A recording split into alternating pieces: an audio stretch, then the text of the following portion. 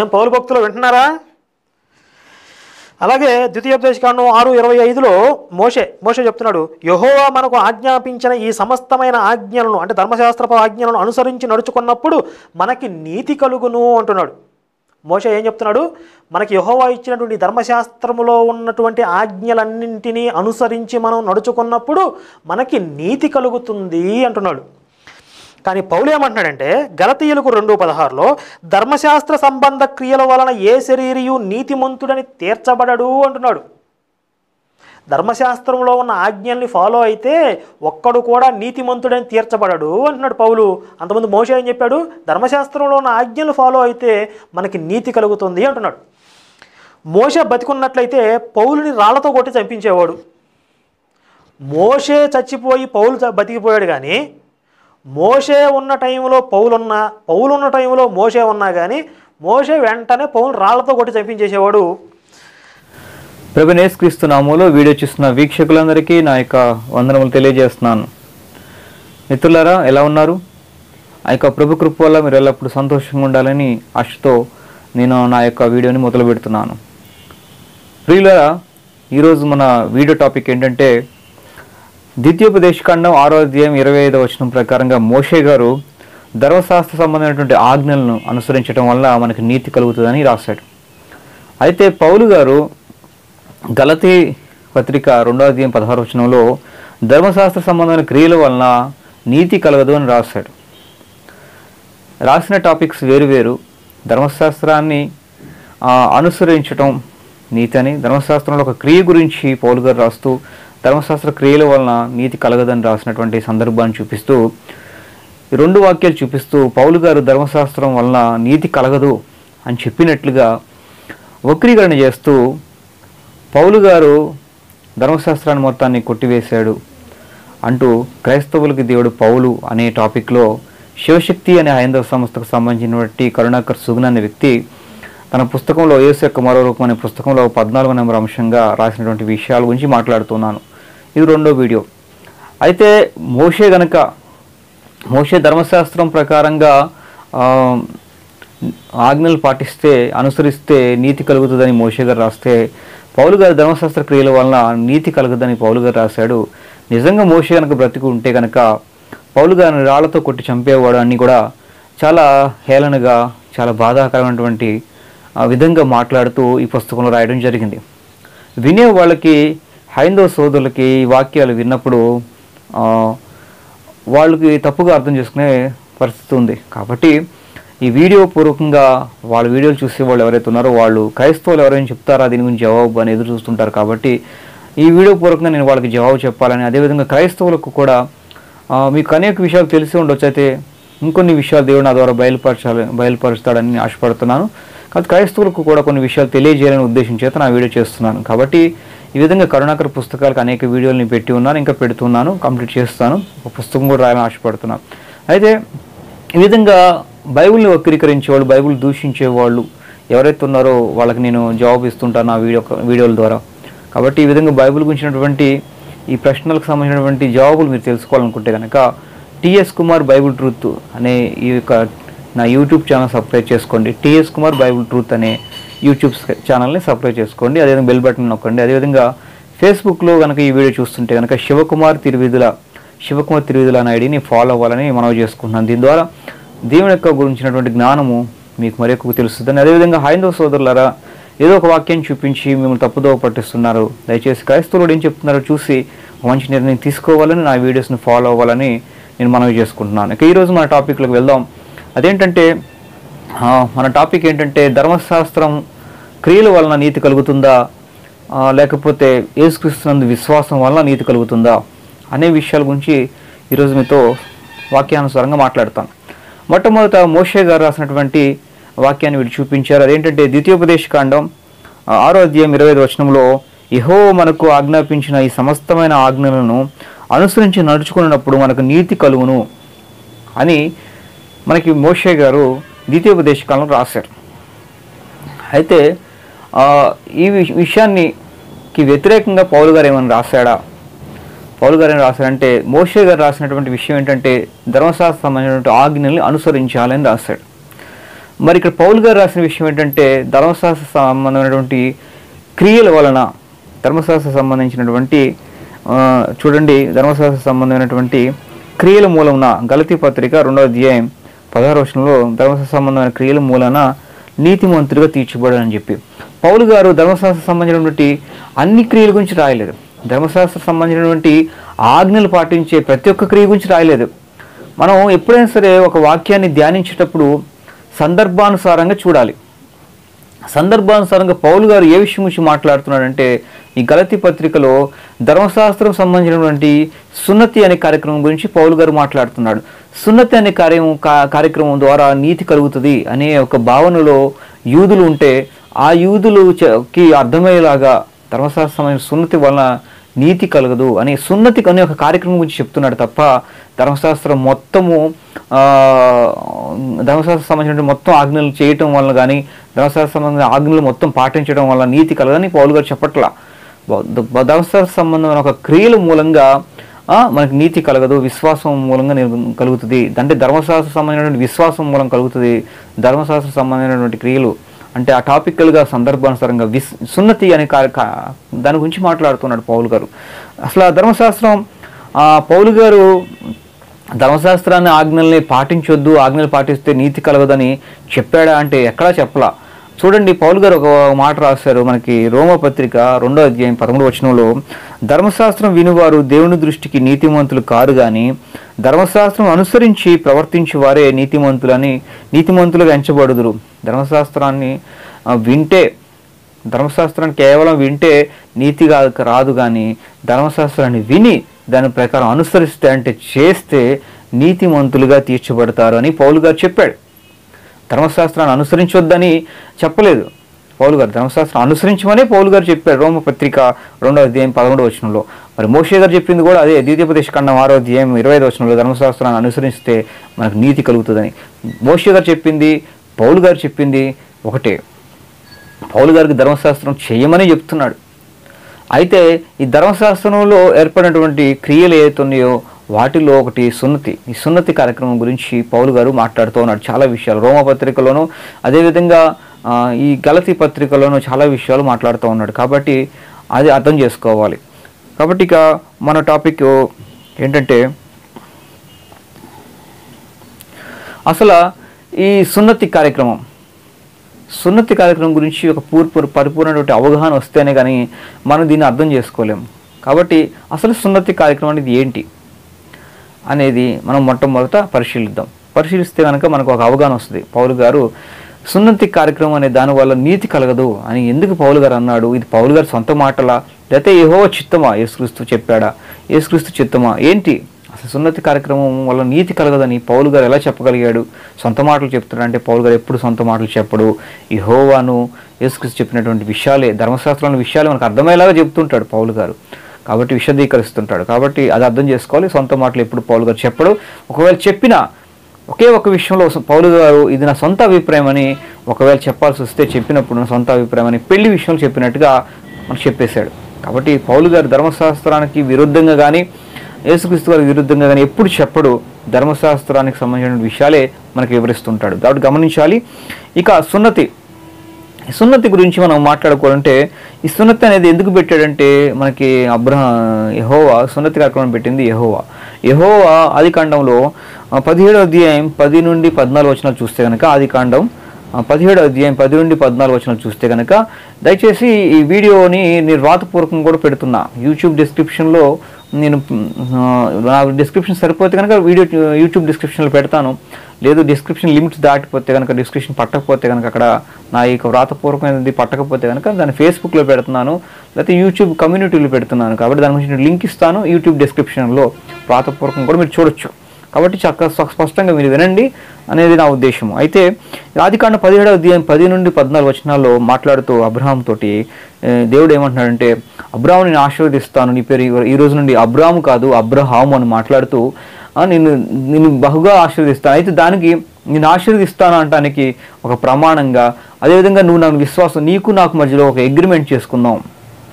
ఒక అగ్రిమెంట్, ఒక నిబంధనకు గుర్తుగా, మన ఇద్దరి మధ్యలో ఒక నిబంధనకు గుర్తుగా సున్నతి అనే కార్యక్రమం చేసుకోండి. సున్నతి అనే కార్యక్రమం చేసుకోండి.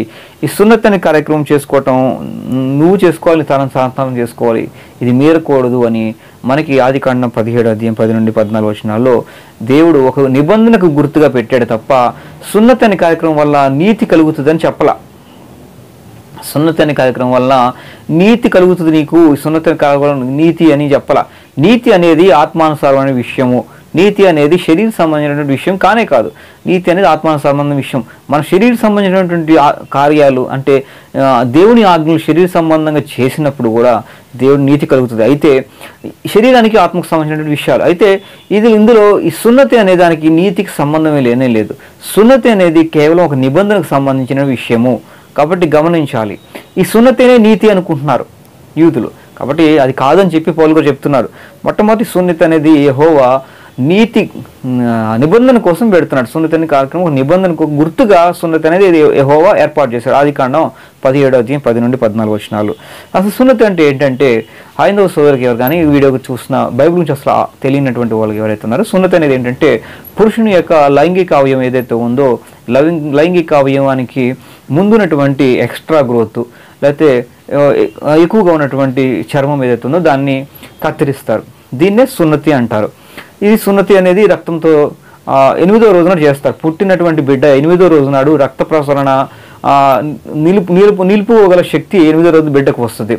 అంటే కే విటమిన్ ద్వారా రక్త ప్రసరణ అనేది మనం ఏదైనా దెబ్బ గాయం కలిగినప్పుడు రక్తం అంతా కారిపోకుండా కే విటమిన్ అనేది ఆపుతుంది. ఇది అనేది 8వ రోజున ఏర్పడుతుంది.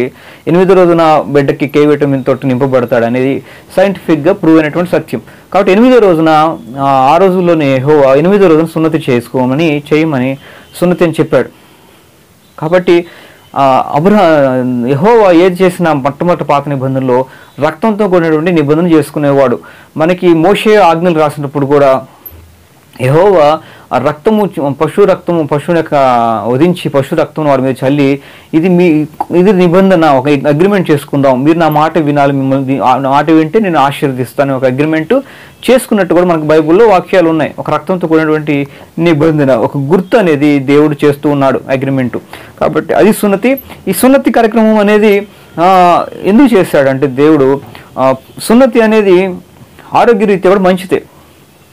చాలామంది ఈ ఇన్ఫెక్షన్స్ అవి రాకుండా ఉండటం కోసం లైంగిక అవయవం దగ్గర ఇన్ఫెక్షన్స్ అవి రాకుండా ఉండటం కోసం డాక్టర్స్ కూడా ఈ రోజుల్లో మనకి దాన్ని సజెస్ట్ చేస్తున్నారు, సున్నతి అన్ని చేసుకుంటే మంచిదే అని చెప్పి. కాబట్టి గమనించాలి, దానివల్ల నష్టమేమి లేదు, మనిషికి లాభమే. కాబట్టి గమనించాలి. అదేవిధంగా కొవ్వు కూడా తినొద్దని చెప్పేవాడు. యెహోవా కొవ్వు అంటే ఇష్టం అండి అందుకే అడిగాడని అంటారు. కానీ కొవ్వు మనిషికి మంచిది కాదు కాబట్టి, సైంటిఫిక్గా మంచిది కాదు కాబట్టి యెహోవా కొవ్వుని దహించమని చెప్పేవాడు తప్ప అది తినమని ఎక్కడ చెప్పాల. కాబట్టి గమనించాలి. ఇంకా మన టాపిక్ దాకా వెళ్దాం, వేరే టాపిక్లు వెళ్లకుండా. అయితే ఇక ఈ సున్నతి ఎన్ని రకాలు, సున్నతి అనేది ఎందుకు చెప్పాడు? అయితే యెహోవా సున్నతి అనేది శారీరకంగా చెప్పాడు. అదేవిధంగా తరతరాలకి ఇంకొక సున్నతి గురించి కూడా చెప్పాడు. సున్నతిలో 2 రకాలు ఉన్నాయి. ఒకటి శారీరకమైన సున్నతి, ఇంకొకటి హృదయ సంబంధమైన సున్నతి. చూస్తే కనుక ద్వితీయోపదేశకాండం 30వ అధ్యాయం 6వ వచనంలోను, ద్వితీయోపదేశకాండం 10వ అధ్యాయం 16వ వచనంలోను, యెహెజ్కేలు గ్రంథం 44వ అధ్యాయం 9వ వచనంలోను శరీర సున్నతి హృదయ సున్నతి అని దేవుడు చెప్తూ ఉన్నాడు. హృదయ సున్నతి మీ తరతరాలు చేసుకోండి, చెయ్యండి అని కూడా చెప్పాడు. అదేంటండి హృదయానికి సున్నతి చేసుకోవటం ఏంటండి? ఈ హృదయ సున్నతి ఏంటంటే అని చెప్తే కనుక యెహోవా మొట్టమొదట 2 సున్నతులు పెట్టాడు. ఒకటి శరీర సున్నతి, హృదయ సున్నతి. కాబట్టి గమనించాలి. హృదయ సున్నతి అంటే ఏంటంటే, హృదయ సున్నతి అంటే ఏం లేదు, మనం ఏదైనా పాపం చేయాలి అనుకున్నప్పుడు మనకి ఇష్టం లేకపోయినా మనం చంపుకొని మనకు బాధ కలిగినా సరే ఆ పాపాన్ని నుండి వేరవ్వటం, ఆ పాపాన్ని విడిచిపెట్టడం మనకు బాధ కలుగుద్ది. శరీర సున్నతి ఎలాగా చేసుకున్నప్పుడు బాధ కలుగుద్దో అదేవిధంగా హృదయ సున్నతి అంటే మన పాప కోరికలను చంపుకున్నప్పుడు, మన పాపాన్ని చేయలేకపోతున్నప్పుడు ఆ బాధ ఏదైతే ఉందో ఆ బాధ కూడా కలిగి ఉండాలి మనం. అంటే పాపాన్ని విడిచిపెట్టాలి, హృదయ శుద్ధి కలిగి ఉండాలని మనకి హృదయ సున్నతి కలిగి ఉండండి, పరిశుద్ధత కలిగి ఉండండి. మీ హృదయం నచ్చినట్టుగా మీ ఆశ కొలది చేయకుండా ఆశా నిగ్రహం అనేది కలిగి ఉండి దేవుడి మార్గాలు నడుచుకోవాలి. శరీరం ఎప్పుడు పాపాన్ని చేయాలని ఆశపడుతుంటుంది, కానీ అలా కాకుండా ఆత్మానుసారంగా హృదయంతో మనం పాపం చేయకుండా ఉండడం ఏదైతుందో అది హృదయ సున్నతి. కాబట్టి గమనించాలి.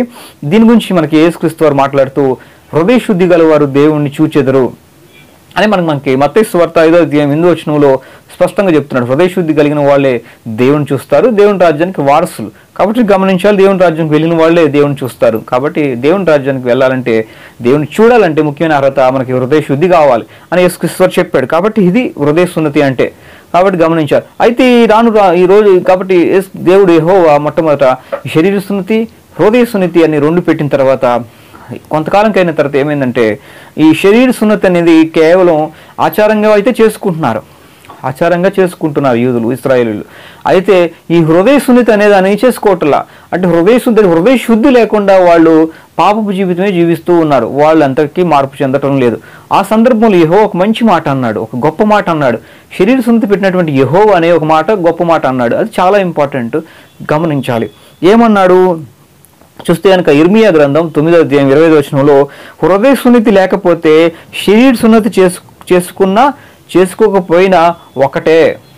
మీరు హృదయంకి సున్నతి లేకపోతే కనుక శరీర సున్నతి మీరు చేసుకున్నా ఒకటే, చేసుకోకపోయినా ఒకటే, నాకు హృదయ సున్నతే ముఖ్యము అని అన్నట్టుగా మనకు స్పష్టమైనటువంటి వాక్యము మనకి ఇర్మియా గ్రంథం 9వ అధ్యాయంలో 25వ వచనంలో యెహోవా చెప్పాడు. అంటే హృదయ సున్నతికి ఎక్కువ ప్రయారిటీ ఇచ్చాడు. హృదయ సున్నతి చేసుకోకపోతే ఇంకా అనవసరం, శారీరకమైనటువంటి ఆచారంగా మీరు చేస్తే ఉపయోగం ఏంటి? హృదయ సున్నతి కలిగి ఉండాలంటే పాపాన్ని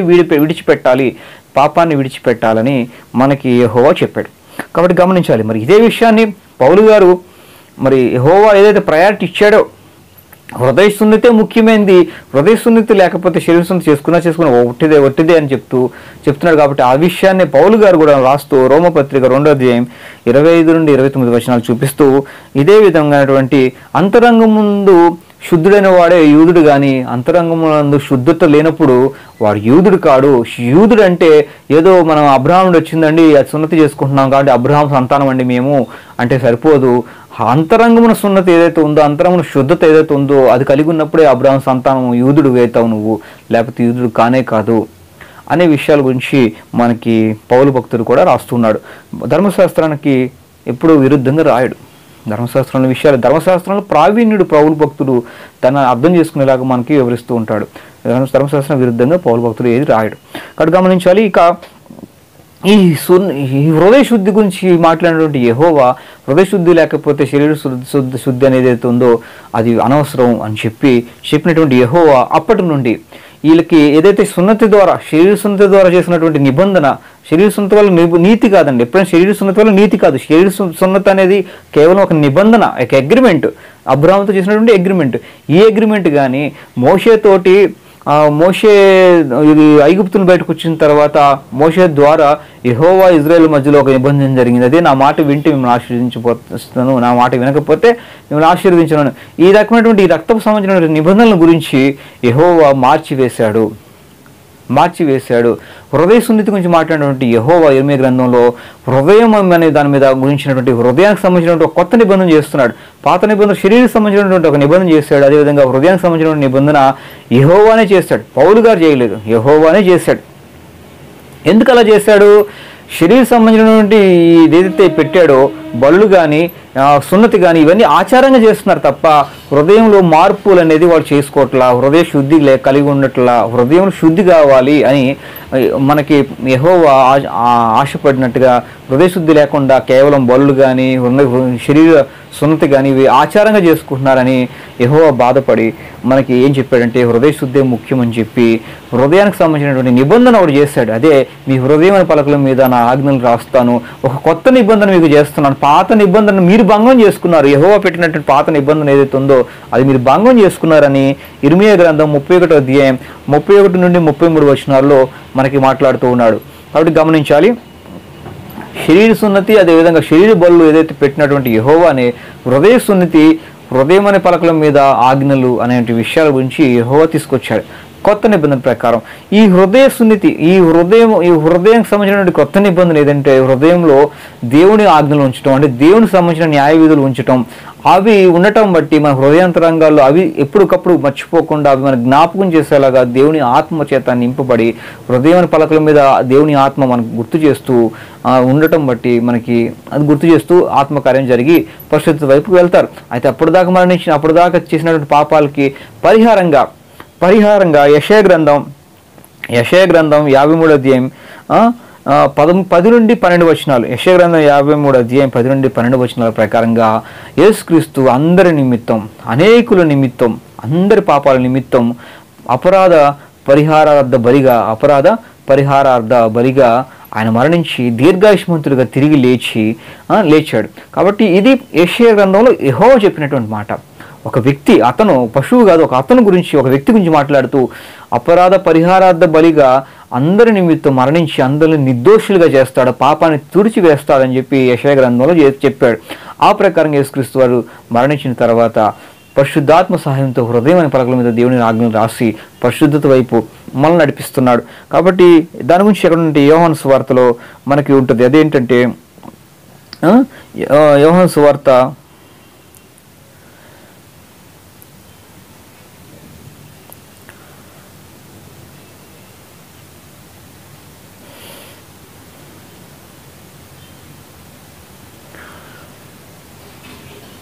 14వ అధ్యాయం 17వ వచనం 16వ వచనం, అదేవిధంగా యోహాను సువార్త 14వ అధ్యాయం 17వ వచనంలోను 16వ అధ్యాయం 8వ వచనంలోను పరిశుద్ధాత్మ అనే వరం పొందిన తర్వాత పరిశుద్ధాత్మ మనలోకి వచ్చి మనల్ని పాపము గురించి నీతిని గురించి ఒప్పిస్తూ దేవుని మార్గంలో నడిపిస్తాడు. ఇది యెహోవా యొక్క ప్రణాళిక.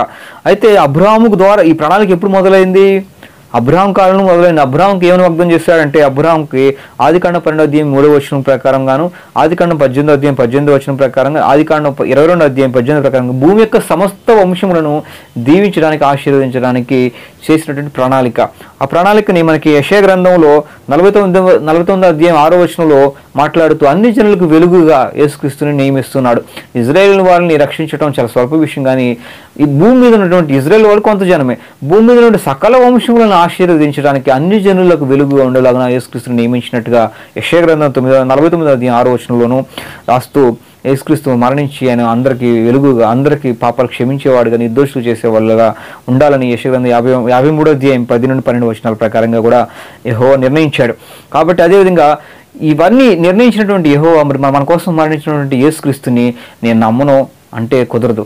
ఎందుకంటే యేసుక్రీస్తు అన్నీ మన కోసం చేశాడు కాబట్టి, ఆయన మన కోసం మనం కట్టలేనటువంటి పాపం ద్వారా, మనం చేసినటువంటి పాపం ద్వారా కట్టలేనటువంటి వెల ఆయన చెల్లించాడు కాబట్టి ఆయన నమ్మటం ద్వారా యోహాను సువార్త 3వ అధ్యాయం 16వ వచనంలో ఆయన నమ్మటం, విశ్వసించడం వలన మనం నరకం నుండి తప్పించబడతాం, నశించక నిత్య జీవం పొందుతాం. కాబట్టి గమనించాలి, ఇది యెహోవా ప్రణాళిక. ఈ ప్రణాళికలో భాగంగానే మనకి హృదయ సున్నతి అనేది వచ్చింది, శరీర సున్నతి అనేది దేవుడు తీసివేశాడు. హృదయ సున్నతి అనేది ముఖ్యమని చెప్పి తీసుకొస్తూ రెండవ అగ్రిమెంట్లో మొదటి అగ్రిమెంట్లో అబ్రహాంతో చేసినటువంటి నిబంధన కానీ, మోషేతో చేసిన నిబంధనలు కానీ, శరీరానికి సంబంధించినటువంటి నిబంధన రక్తంతో చేశాడు. అబ్రహాంతో శరీరానికి సంబంధించిన నిబంధన రక్తంతో, అదేదో మోషేతోటి పశువుకు సంబంధించిన రక్తంతో చేశాడు. అయితే రెండో కొత్త నిబంధన రక్తంతో కాదు, హృదయంతో చేశాడు. ఈ రెండో కొత్త నిబంధనలోకి మనం అంతా ఉన్నాం కాబట్టి ఇదే కొత్త నిబంధన అని బైబిల్లో మనకి కొత్త నిబంధనలో ఉన్నాం. కాబట్టి కొత్త నిబంధన ప్రకారంగా మనకి శరీర సున్నతి ఇంకా రేనిది. మొదటి అగ్రిమెంట్ తీసివేసి రెండో అగ్రిమెంట్ యెహోవా ఇచ్చాడు. అగ్రిమెంట్లు మనల్ని అందరిని రక్షించాడు. కాబట్టి ఈ ప్రకారంగా ఉన్నప్పుడు మనకు హృదయ సున్నతి ముఖ్యం, కానీ శరీర సున్నతి అవసరం లేదు. ముఖ్యంగా ఈ సున్నతి అనేది వల్ల నీతి కలుగుద్దని ఎక్కడ బైబిల్లో రాయబడాల. సున్నతి నీతి కల, కానీ సున్నతి అనే ఆచారం కూడా, సున్నతి అనేది ఏదైతే ఉందో అది సున్నతి అనేది కూడా కేవలం అది హృదయ సున్నతి లేనప్పుడు అది వేస్ట్ అని చెప్పి హృదయానికి తీసుకొచ్చి శరీర సున్నతిని మరుగుపరిచాడు. శరీర సున్నతి అనేది ఇంకా అవసరం లేని దానిగా అది అయిపోయింది. బలులు కూడా యేసుక్రీస్తులో నెరవేరాయి. హృదయ సున్నతి, హృదయానికి సంబంధించినటువంటి అగ్రిమెంట్, కొత్త నిబంధన యేసుక్రీస్తులో నెరవేరింది. కాబట్టి కొత్త నిబంధన ప్రకారంగా యేసుక్రీస్తు వారు మత్తయి సువార్త 26వ అధ్యాయం ప్రకారంగా అనేకుల నిమిత్తం చిందించబడిన కొత్త నిబంధన నా రక్తము అని చెప్పి, పాపక్షమాపణ నిమిత్తం అనేకుల కొరకు చిందించబడుతున్న కొత్త నిబంధన రక్తం అని చెప్పి యేసుక్రీస్తు వారు కొత్త నిబంధన చూపిస్తూ మనకు తీసుకొచ్చాడు. కాబట్టి యేసుక్రీస్తుని విశ్వసించడం వల్ల నీతి కలుగుతుంది, అంతేగాని ధర్మశాస్త్రం సంబంధించిన సున్నతి వల్ల నీతి కలుగుద్దని కాదని చెప్పి పౌలు గారు వివరిస్తూ ఉన్నాడు. ఇక్కడ యెహోవా కూడా సున్నతి వల్ల నీతి కలుగుదని చెప్పలా. కాబట్టి గమనించాలి, యెహోవా ఉద్దేశాన్ని. మనకి మోషే గారు యెహోవా ధర్మశాస్త్రాన్ని, యెహోవా ఆజ్ఞల్ని అనుసరిస్తే నీతి కలుగుతుంది. యెహోవా ఆజ్ఞలు ఏంటంటే మరి యేసుక్రీస్తు వారి ద్వారా మనం రక్షణ పొందాలనేది యెహోవా చిత్తము. మనకి ద్వితీయోపదేశకాండం 6వ అధ్యాయంలో పైన ఉంటుంది, యెహోవా ఉద్దేశాన్ని మనం నెరవేర్చాలి, యెహోవా చిత్తానుసారంగా మనం నడుచుకోవాలని చెప్పి కూడా మనకి ద్వితీయోపదేశకాండంలో ఉంటుంది. ఒకసారి ద్వితీయోపదేశకాండం కూడా మనం దాని గురించి కూడా సందర్భానుసారంగా చూద్దాం. ద్వితీయోపదేశకాండం 6వ అధ్యాయంలో చూస్తే కనుక ఏముంటుందంటే ద్వితీయోపదేశకాండం 6వ అధ్యాయం 19వ వచనంలో యెహోవా దృష్టికి యథార్థమైనది ఉత్తమమైనది చేయాలి. యెహోవా దృష్టికి ఏది యథార్థము ఏది ఉత్తమం అంటే యేసుక్రీస్తు మన కోసం అపరాధ పరిహార బలిగా మరణించాడు కాబట్టి ఆయనని నమ్మటం, ఆయన నిర్దోషులు కావటం అనేది యెహోవా ఉద్దేశం. ఆ ప్రకారం నడుచుకోవాలి. మోషే చెప్పిన ప్రకారంగా కూడా మనకి పౌలు గారు చెప్తున్నాడు. కాబట్టి ఇదండి విషయము. కాబట్టి ఈ విధంగా పౌలు గారు విశదీకరిస్తూ చెప్పినటువంటి విషయాలు అయితే ఆ విధంగానే మరి నెరవేరిందా అంటే మరి పరిశుద్ధాత్మ అనేది కేవలం సున్నతి పొందే యూదులకు మాత్రమే పరిశుద్ధాత్మ అనేది దేవుని ఆత్మ అనేది వచ్చేది. అయితే మనకి అపోస్తుల కార్యము 10వ అధ్యాయం 15వ వచనంలోను 15వ వచనం 28వ వచనం 34వ వచనం 44 నుండి 46 వచనాలు అపోస్తుల 10వ అధ్యాయంలో చూస్తే కనుక సున్నతి పొందని వారి మీద కూడా దేవుని పరిశుద్ధాత్మ వచ్చింది. దేవుడిని పవిత్రపరిచాను. సున్నతి అనేది సున్నతి ద్వారా పవిత్రపరచడం అనేది పాత నిబంధన. కొత్త నిబంధన ప్రకారం హృదయ సున్నతి కలిగి ఉన్న వారికి, హృదయంలో మార్పు కలిగిన వాళ్ళకి, హృదయంలో పశ్చాత్తాపడిన వాళ్ళకి పరిశుద్ధాత్మని దేవుడు ఇచ్చాడు. కాబట్టి విశ్వాసం ద్వారా వాళ్ళు పవిత్రంగా మార్చబడ్డారని మనకి పౌలు గారు ఇక్కడ అపోస్తుల కార్యంలో 10వ అధ్యాయంలో మనకు కనబడుతుంది. పరిశుద్ధాత్మ సున్నతి పొందవారి మీద కూడా పరిశుద్ధాత్మ వచ్చింది. అంటే దేవుడు పరిశుద్ధాత్మని ఇవ్వడానికి సున్నతి ఆటంకం లేకుండా తీసివేశాడు. కాబట్టి ఆ విధంగా అపోస్తుల కార్యం 15వ అధ్యాయంలో వీళ్ళంతా కూర్చొని మరి సున్నతి కార్యక్రమం అనేది మరి సున్నతి లేకపోయినా దేవుడు పరిశుద్ధాత్మని ఇచ్చాడు. అది ఎందుకు ఇచ్చాడంటే మరి అబ్రహాంతో చేసినటువంటి వాగ్దానం ప్రకారంగా అందరినీ రక్షణ మార్గంలో తీసుకురావాలని ప్రణాళిక, యెషయా గ్రంథంలో చెప్పిన ప్రణాళిక. కాబట్టి ఆ ప్రణాళికల ప్రకారంగా యెహోవా యేసుక్రీస్తులో నెరవేర్చి ఆ ప్రణాళికలు తీసుకుని వెళ్తున్నప్పుడు మనం ఇంకా సున్నతి కార్యక్రమం పెట్టుకునే కన్నా సున్నతి కార్యక్రమం అనేది ఈ భారాన్ని ఎవరి మీద మోపొద్దని ఒక నిర్ణయం తీసుకున్నారు అపోస్తుల కార్యం 15వ అధ్యాయంలో. ఇలా నిర్ణయం తీసుకున్నప్పటికీ కూడా ఇంకా చాదస్తపోళ్ళు, ఇంకా వాక్యాన్ని సరిగ్గా అర్థం చేసుకునే వాళ్ళు, ఇంకా యెహోవా చిత్తాన్ని అర్థం చేసుకునే వాళ్ళు ఇంకా సున్నతి కార్యక్రమం చేసుకోవాల్సిందే. సున్నతి చేసుకుంటేనే నీతి అని యెహోవా చెప్పకపోయినా సరే సున్నతి చేసుకుంటేనే నీతి. సున్నతి చెప్పాడు మనకు అబ్రహాం గారికి, అబ్రహాం చెప్పిన ప్రకారం చేద్దాము అన్నది అదే పట్టుకున్నా తప్ప అబ్రహాం గారి ద్వారా ఏం చేయాలనుకుంటున్నాడు, యెషయా గారి ద్వారా ఏం చెప్పించాడు, ఇర్మియా గ్రంథంలో ఏం చెప్పించాడు, శరీర సున్నతిని నిర్వీర్యం చేస్తూ హృదయ సున్నతి ముఖ్యమని చెప్పి యెహోవా పలికిన మాటలన్నీ పక్కన పెట్టేసి కేవలము ఈ శరీర సున్నతి గురించే ఇంకా నిర్ణయం తీసుకొని చాలామంది ఆ విధంగా ఉంటున్నారు. ఆ విధంగా ఉంటున్నవారు ఉండక గలతీ సంఘంలో పౌలు గారు నడిపిస్తున్నటువంటి గలతీ సంఘంలో చొచ్చుకొని గలతీ సంఘంలో వాళ్ళని కూడా భ్రమ పెట్టి మీరు ఖచ్చితంగా సున్నతి చేసుకోవాల్సిందే అని చెప్పి వాళ్ళని భ్రమ పెడుతున్నప్పుడు వాళ్ళు ఆ స్థితిలో ఉన్నప్పుడు పౌలు గారు గలతీ పత్రిక రాస్తూ మీరు ధర్మశాస్త్ర సంబంధించినటువంటి క్రియల వలన మీరు నీతిమంతులుగా తీర్చబడరు, కానీ ప్రభువైన యేసుక్రీస్తు వలన మీరు నీతిమంతులుగా తీర్చబడతారు. ఎలాగంటే అబ్రహాము అక్కడ చూడండి పౌలు గారు మళ్ళీ రాస్తూ ఈ పాత నిబంధన అంతా రాస్తున్నాడు. పాత నిబంధన రాస్తూ అబ్రహాము ఎలాగైతే విశ్వాసం వల్ల నీతి అయ్యాడో మనం క్రీస్తు విశ్వాసం అవుతాం. అబ్రహాము చేసినటువంటి వాగ్దానం ద్వారా మనం కూడా మనం కూడా అబ్రహాం చేసిన వాగ్దానం ద్వారా మనం అబ్రహాంకి ఏదైతే వాగ్దానం చేసాడో భూమి యొక్క సమస్త వంశములను దీవిస్తానని ఆ వాగ్దానం ప్రకారమే మనం కూడా రక్షించబడ్డాం. అబ్రహాం చేసిన వాగ్దానం ప్రకారం రక్షించబడ్డాం. కాబట్టి అబ్రహాం వాగ్దానం బట్టి మనం దేవుడికి వారసులయ్యాం, పిల్లలమయ్యాం. యేసుక్రీస్తుని విశ్వసించడం వలన యెహోవా ఇచ్చినటువంటి యేసుక్రీస్తుని విశ్వసించడం వల్ల మనం నీతిమంతులు అవుతామని చెప్పి మన గలతీ పత్రిక 2వ అధ్యాయం 16వ వచనంలోను, 3వ అధ్యాయం 6వ వచనంలోను, 7వ వచనంలోను, 3వ అధ్యాయం 29వ వచనాల్లో ఈ విషయాలని రాస్తూ కేవలం సున్నతి కార్యక్రమం వల్ల నీతి కాదు, కానీ యేసుక్రీస్తుని విశ్వసించడం వలన నీతి కలుగుతుంది అదే అని చెప్పాడు. అదేవిధంగా ధర్మశాస్త్రాన్ని అనుసరించడం నీతి కదని పౌలు చెప్పాలి. ధర్మశాస్త్రం అనుసరించడం అంటే యెహోవా ఉద్దేశాన్ని, యెహోవా చెప్పిన న్యాయ విధుల్ని, యెహోవా ప్రణాళికలో మనం అనుసరించాలి, విశ్వసించాలి అని మనకు రోమపత్రిక 2వ అధ్యాయం గురించి కూడా మీకు మొట్టమొదట వివరించాను. ధర్మశాస్త్రం వ్యతిరేకంగా యెహోవా పౌలు గారు ఎప్పుడు మాట్లాడు ధర్మశాస్త్రాన్ని వివరిస్తూనే మాట్లాడతాడు. కాబట్టి వాక్య సారాంశాన్ని తీసుకోవాలి, బైబిల్ మొత్తాన్ని పరిగణలో తీసుకోవాలి, ఒక్కొక్క వాక్యాన్ని పరిగణలో తీసుకోకూడదు. ఒక్క వాక్యాన్ని చూపిస్తూ ఒక వాక్యాన్ని బట్టి తప్పుదోవలు పట్టిస్తున్నారు. కాబట్టి ఇది విమర్శకులు చేసిన పని. కాబట్టి ఇది అండి హృదయ సున్నతి ముఖ్యము. హృదయ శుద్ధి కలిగారు దేవుని చూస్తారు. కాబట్టి ఇది దేవుడు తీసుకొచ్చిన ప్రణాళిక. ఈ ప్రకారంగా మనం నడుచుకోవాలని ఆశపడుతున్నాను. కాబట్టి ఈ విధంగా మీరు తప్పుగా అర్థం చేసుకున్నటువంటి వాళ్ళకి అర్థమయ్యేలాగా దేవుడు నా ద్వారా చెప్పించినందుకు దేవుడికి వందనాలు చెల్లిస్తూ, ఈ వీడియో చూసిన మీ అందరికి కూడా వందనాలు చెల్లిస్తూ, ఈ వీడియో నచ్చితే కనుక లైక్ చేయండి, షేర్ చేయండి. యూట్యూబ్ ఛానల్ అయితే సబ్స్క్రైబ్ చేసుకోండి, బెల్ బటన్ నొక్కండి. ఇలాగ బైబిల్ గురించి అనేక విషయాలు మీకు తెలియజేస్తాను. అదేవిధంగా ఫేస్బుక్ అయితే కనుక నన్ను ఫాలో అవ్వాలని, శివకుమార్ తిరుగుల ఐడిని ఫాలో అవ్వాలని, యూట్యూబ్ అయితే టీఎస్ కుమార్ బైబిల్ ట్రూత్ అనేది సబ్స్క్రైబ్ చేసుకోవాలని మనవి చేసుకుంటూ, నచ్చితే లైక్ చేసి షేర్ చేసి దురాత్మ మనుషులతో జరుగుతున్నటువంటి పోరాటంలో మీరు కూడా భాగస్తులయ్యి షేర్ చేయాలని కోరుకుంటూ నా వీడియో మీకు ముగిస్తున్నాను. థ్యాంక్ యూ అండి. వందనాలు. Praise the lord.